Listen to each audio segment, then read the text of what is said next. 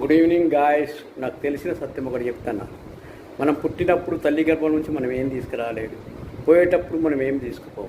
కానీ ఈ మధ్యకాలంలో మనం నలుగురిని మంచిగా సంపాదించుకోవాలి. ఒకరికి మేలు చేయకున్న పనులు కానీ ఒకరికి కీరి చేయద్దు.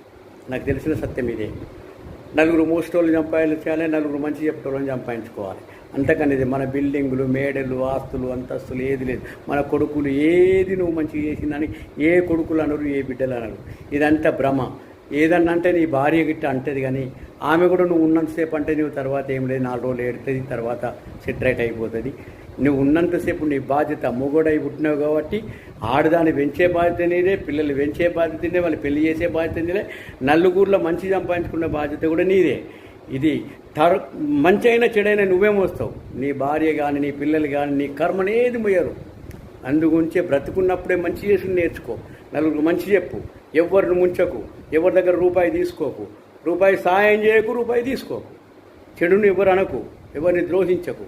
ఇది నగ్న సత్యం, నాకు తెలిసింది నా అనుభవంలో. ఎందుకంటే మా అమ్మ నాకు ఒక్కడే చెప్పింది, ఇట్లుంటే మన జీవితంలో మనం పోయేటప్పుడు సంతోషంగా పోతాం. నాకు తెలిసింది. నేను తప్పులుంటే క్షమించండి. Hi guys.